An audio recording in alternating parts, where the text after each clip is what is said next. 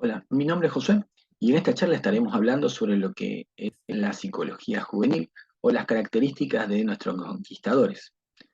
En primer lugar, quisiera comenzar recordando un poco eh, la experiencia de qué es trabajar con jóvenes en desarrollo, como son nuestros conquistadores. No sé si a alguno de ustedes les ha pasado que como líderes llegan y sin previo aviso te dicen, bueno, tú te vas a encargar de estos chicos a los cuales nunca los has visto, pero te dicen, bueno, estos son los que tú tienes a cargo.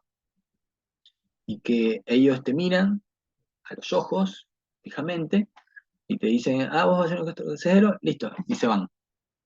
Y tú tienes que armar carpa, tienes que buscar leña, tienes que buscar qué cosas han traído, ni siquiera sabes las mochilas, dejan todo desparramado y vos te quedas, hey, vamos a hacer, y no hay forma de hacerlos que participen. O otras situaciones es que estás haciendo y no sé, por extraña razón, lograste que dos estuvieran ayudándote y entonces de repente otros dos, en un lugar donde tú no alcanzas a ver, comienzan a pelearse e irse a los puños. O por allí comienzas a escuchar que entre ellos comienzan a gritarse y decirse palabras soeces. O que comienzan a romperse cosas entre ellos o a darse de palazos, de cañazos, o que estás armando las cosas y de repente viene un padre y te dice, bueno, acá te dejo mi hijo, ¿todo bien? Y se va, sin darte previo aviso ni decirte ninguna información. Bueno, esas son algunas de las experiencias que estoy seguro de que a algunos de ustedes les ha pasado. Y otras más, que podríamos estar todo el rato pensando qué situaciones hemos vivido. Y entonces acá viene la pregunta, ¿para qué hacemos esto? ¿Cuál es la importancia de trabajar con jóvenes en desarrollo? ¿Cuál es la importancia de sobrevivir, porque eso es lo que muchas veces nos toca, a este tipo de situaciones? Entonces, me gustaría comenzar la charla un poco hablando de cuál es esa importancia y por qué tenemos que hacer esto y por qué muchas veces soportamos todo este tipo de vivencias. Y además de eso, encontrar algunas herramientas para poder sobrevivir a eso y, lo más importante, poder ayudar a nuestros conquistadores a que realmente se desarrollen y aprendan. Bien, en el manual administrativo del Club de Conquistadores nos pone esta cita, que a mí me encanta y que me ha ayudado mucho, y cuando la estudié y la comencé a aplicar, eh, realmente eh, me facilitó muchas cosas, ¿no? Cuando estoy con dudas, recordar esto realmente me ayuda. Lo primero, a pesar de esas situaciones feas que podamos hallar o vivir, dice que es la obra más hermosa en la cual nos podemos empeñar. Ustedes no tienen idea, a pesar de todas esas situaciones, llegan esos momentos en que esos niños, esos jóvenes, tienen pequeños detalles, como el que en vez de comenzar a decirte de, no sé, de cualquier sobrenombre, te comienzan a decir Conce. O cuando tú logras que tus dirigidos, tú simplemente no necesitas ni siquiera gritar, sino que los llamás y en menos de 10 segundos ya están formados. Son pequeños detalles que cuando tú logras hacerlos, realmente has logrado una obra hermosa.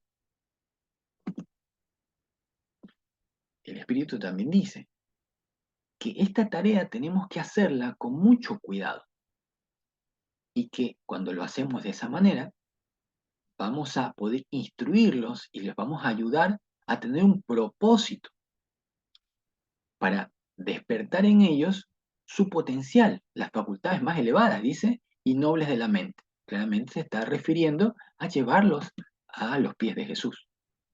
Aquí dice, los padres y los maestros Y esta es una llamada de atención que nos hace. Digo maestros, y acá tranquilamente podría decir los líderes del club. No están preparados. Esto para que ustedes y yo también sepamos en qué momento estamos listos para tener a cargo a las personas que nos van a seguir, ¿no? A estos conquistadores. Yo ahora me di cuenta, después de mucho, de que la gran mayoría de problemas que tuve fue porque no consideré esto. No me había todavía desarrollado en mí el dominio propio, la paciencia necesaria, la tolerancia para todo ese tipo de situaciones y no había desarrollado la bondad y el amor suficiente para esos chicos. El desafío es este.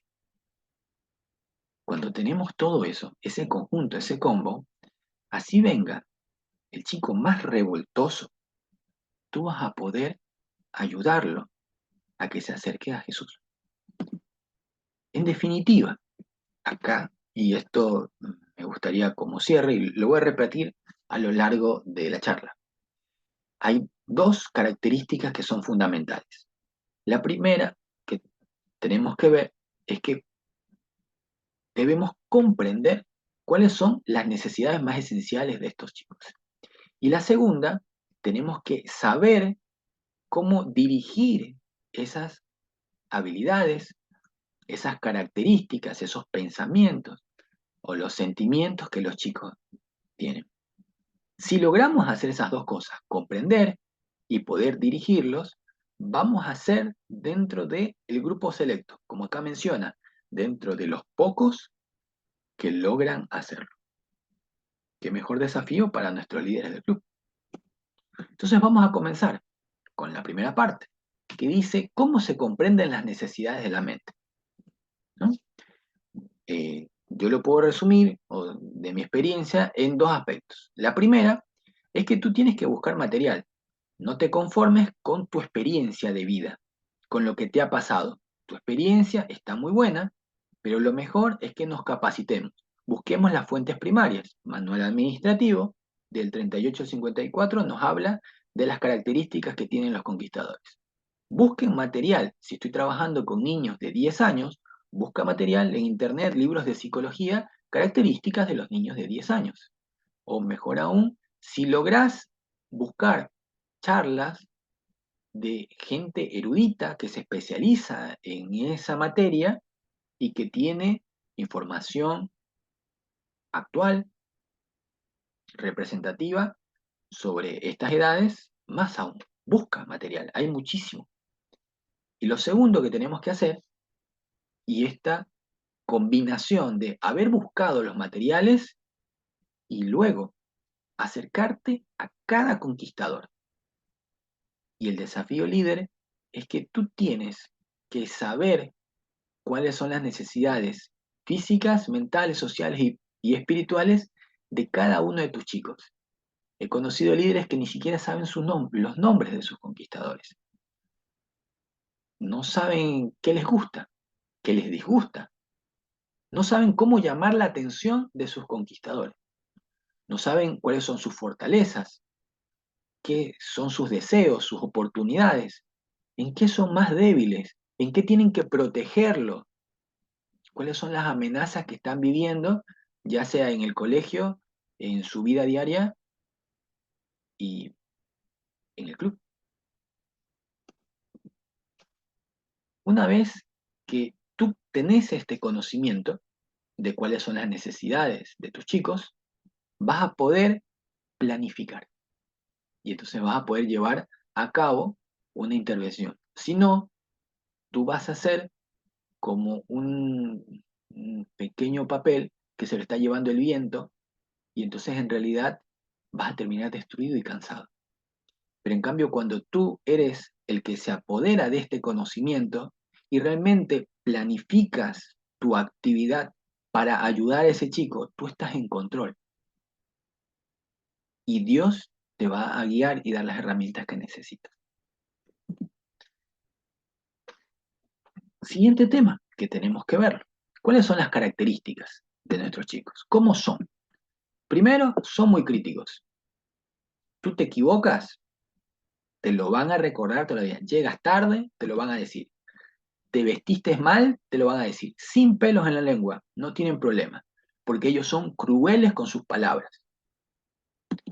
Ellos se burlan de la desgracia ajena. Es lo primero que van a hacer. Y acá viene la contrapartida. Es que están recontraestresados. Y hoy más con la tecnología y realmente llevarlos al club es complicado. Lograr que te atiendan más de 5 minutos es un logro.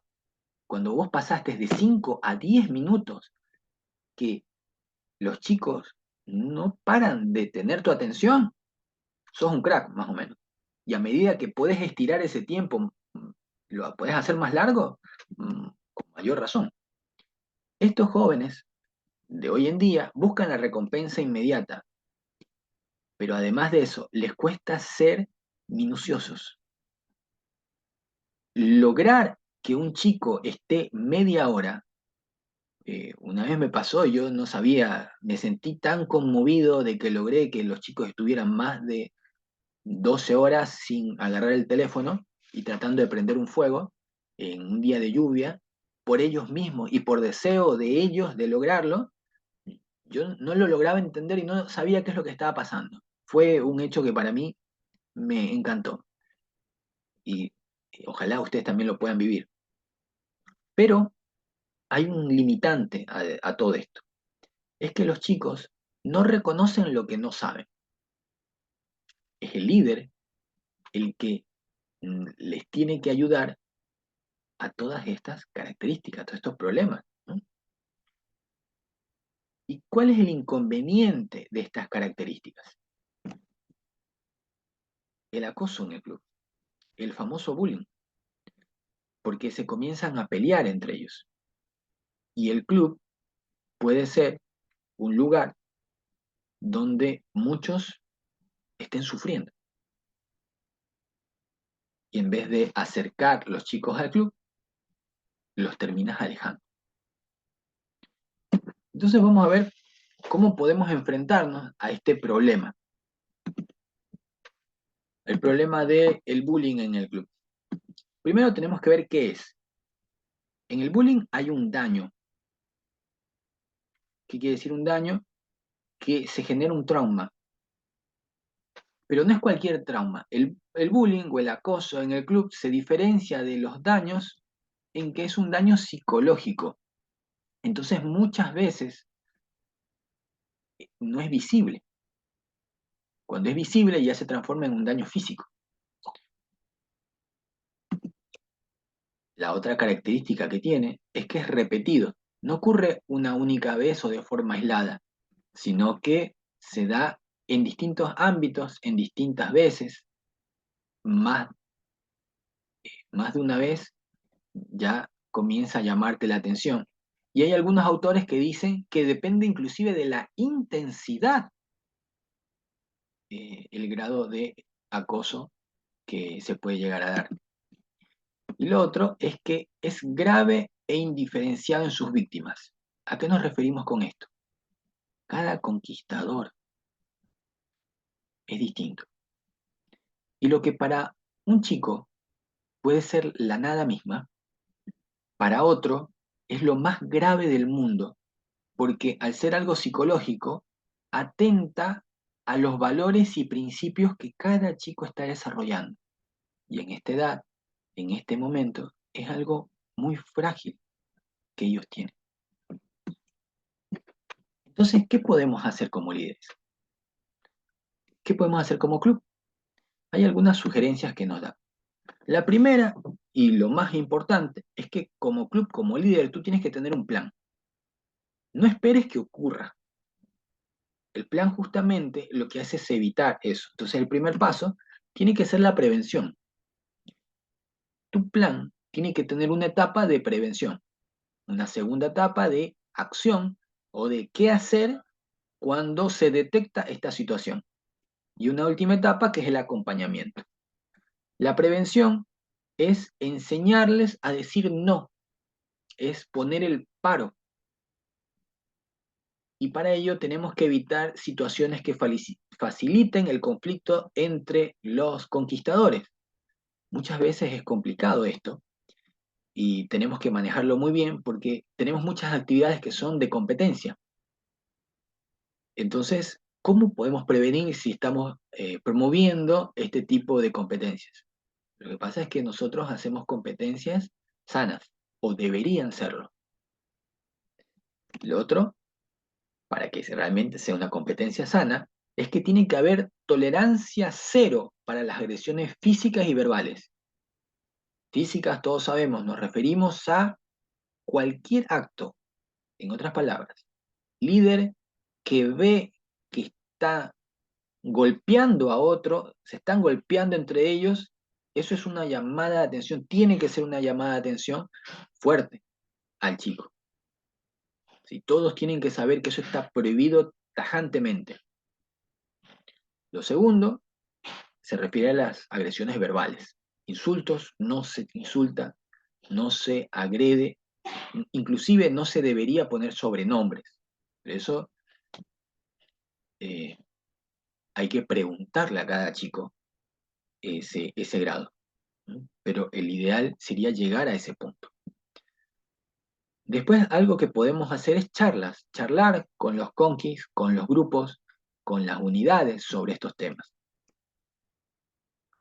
Y en definitiva, lo que necesitamos, y cuando realmente la prevención está funcionando, es que cada conquistador, si vos querés saber, preguntarle a alguno de tus aconsejados, a tus dirigidos, si sabe qué tiene que hacer o qué debe hacer si alguien lo acosa mientras está en el club. Si el chico sabe qué hacer, entonces están actuando bien. La parte de prevención funciona. Ahora, ¿qué hacer cuando hay una situación de acoso y se dio dentro del club? ¿Dónde tengo que intervenir? Acá se interviene en tres partes, porque son tres partes las que permiten que exista acoso. Y nosotros, como líderes, podemos estar en cualquiera de las tres. La primera parte donde tenemos que intervenir es con la víctima. ¿Qué hacer con la víctima? Lo segundo es qué hacer con el victimario y en definitiva, qué hacer con el grupo acosador. La víctima tenemos que saber que tiene necesidades. Entonces, cuando tú detectas una situación de acoso, alguien que está sufriendo, está pasando esto, lo primero es normalizar las emociones negativas. Lo segundo es ayudarle a tener apoyo, que se sienta protegida, que se sienta cuidada la víctima. Después, hay que ayudarla a que tenga respuestas automáticas asertivas, que pueda decir el no, que reconozca que ella no tiene la culpa de lo que está viviendo o sufriendo, sino que eso es algo que está mal y que pueda decirlo así. Registrar o saber que esa situación, porque se acuerdan que es algo repetido, que no es que va a ocurrir una única vez, ¿bien? Y no es que es algo que se lo está imaginando. Y en definitiva, tenemos que ayudarle a esta persona a convertirse en superviviente. Y si fuera el caso, derivarlo para un tratamiento profesional. Recuerden que esto estamos hablando de algo grave, el acoso. ¿Qué más tenemos que hacer con la víctima? Tenemos que detener el acoso y dar una respuesta inmediata y apoyo a la víctima. Esto es lo que se hace. Son dos pasos nomás. Detener el acoso y protegerla. Ayudarla a que no se la revictimice. No la vamos a poner que se enfrente nuevamente con el victimario o con el grupo acosador. Tenemos que realmente protegerla y actuar en consecuencia. Ahora, ¿qué tenemos que hacer con el grupo acosador? En general, hay distintas recomendaciones. La que yo sugiero es trabajar sobre los mitos. ¿A qué me refiero con los mitos? Hay muchas ideas preconcebidas que no ayudan y que favorecen que se den este tipo de situaciones de acoso. Frases. Cuando tú escuchas estas frases, ten por seguro que hay un problema dentro de tu club. Las frases son las que ustedes ven allí, ¿no? Del tipo, no, la víctima es la que provoca. No, fulano, él hace eso para que lo molesten. Él hace eso para que le diga, para que lo carguen. Él quiere llamar la atención, por eso hace eso. Cuando tú escuchas esas frases, tiene que sonarte como una alarma, porque en realidad ninguna persona quiere ser humillada o quiere ser tratada mal. Entonces hay que evitar esa atribución de conducta, porque algo que está pasando, algo que siente la víctima es culpa. Entonces hay que buscar la manera de quitarle la culpa a la víctima, porque no es su culpa, nadie tiene que ser tratado de esa forma. La segunda, otra cosa es que, no, pero no fue para tanto. No, es que el otro no se la banca. No, acá hay que tener cuidado porque no es que los otros no son sensibles, no que se la bancan. Acá, cuando vos comienzas a ver esto, esto es una escalada, un camino que no tiene fin. Porque ¿quién define que es algo grave o no grave? Y entonces si es un grupo el que está definiendo, o peor aún, el victimario es el que define qué es lo grave y qué es lo que no es grave, no hay manera de salir de este ciclo. Entonces por eso tenemos que tener mucho cuidado. Lo otro es que se menciona que los hostigadores son enfermos. No, es que él no puede controlar su agresión. No, es que él es agresivo porque es así. Así lo criaron, entonces por eso es que responde de esa manera. No, gente, la persona está siendo abusiva. Entonces tú tienes que cortar ese abuso. Tienes que cortar esas conductas de hostigamiento. No es que ellos están enfermos o tienen un problema o los criaron así. Lo que están haciendo es incorrecto.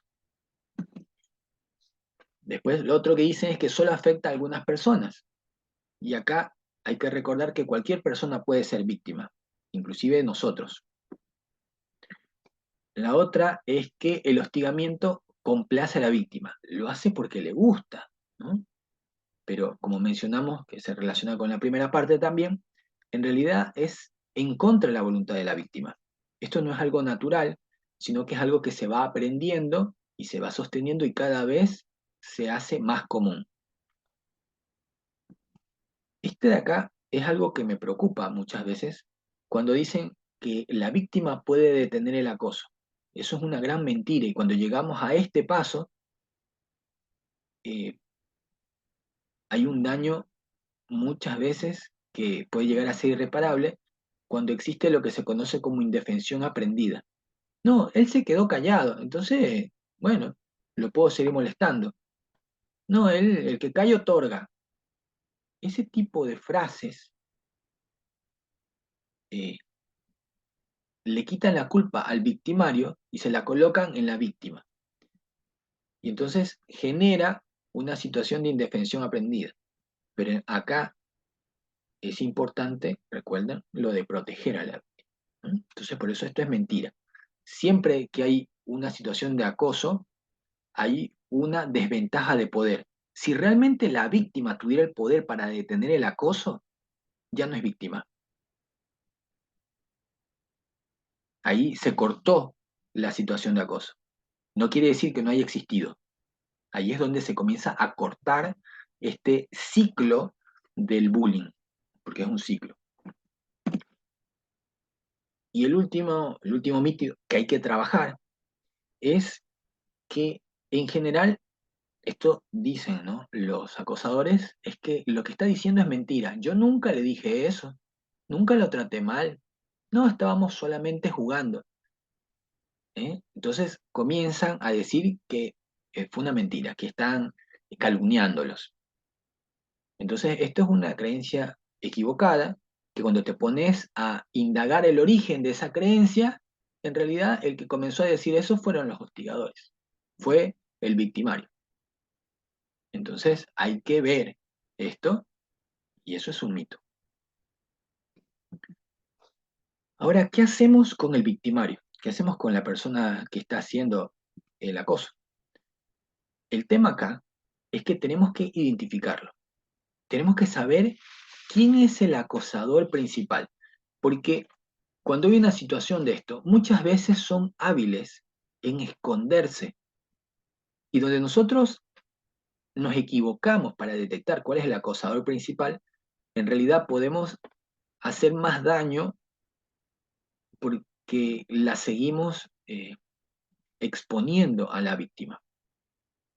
Y bueno, como habíamos mencionado que tenemos que tener un plan de acción, una forma de eh, proteger a la víctima, entonces tenemos que seguir esas normas que hablamos establecido.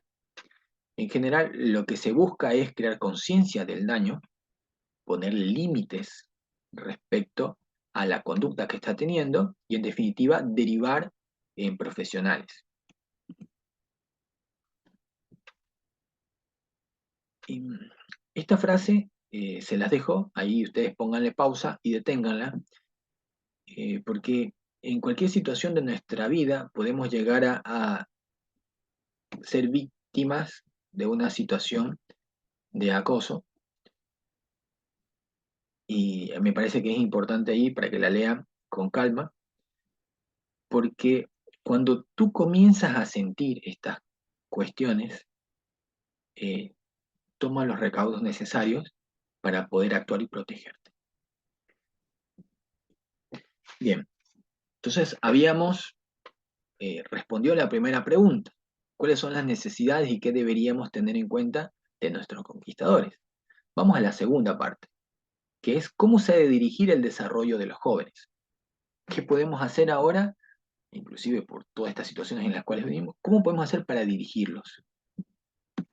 Entonces acá vamos a la Biblia, ¿no? Lo que nos dice Salomón. Instruye al niño en su camino y aun cuando fuere viejo no se apartará de él. Pero viene la pregunta, ¿y cuál es el camino? ¿No? Eh, Salomón, si nos podemos dar cuenta, acá está hablando de tres partes. Dirigir, ¿no? Eso se refiere con instruir. Y esto viene con la educación que se le da. Y en definitiva, vamos a desarrollarlos para que lleguen hasta viejos. Fíjense lo que dice el texto, ¿no? Para hacer esta obra, los educadores tenemos que comprender, en primera instancia, nosotros como líderes, cuál es el camino que debemos andar, ¿no? Entonces, ¿cuál es ese camino? El consejo que les dejo acá es que cuando tú estés con dudas de qué es lo que se debe hacer, hacia dónde tengo que instruirlos, piensa si cumple estas cuatro características. ¿Es algo bueno para el conquistador? ¿Es algo que le va a enseñar algo? ¿Es algo que es justo y es algo que lo va a acercar a Dios?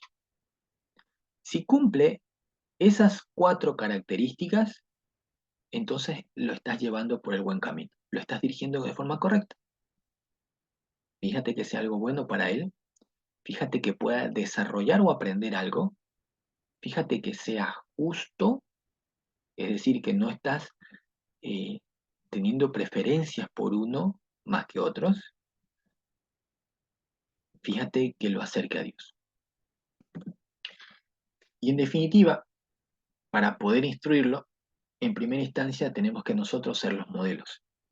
Y esto implica que tenemos que tener templanza, tenemos que tener piedad, bondad fraternal, porque ese niño chico en realidad es tu hermano en Cristo.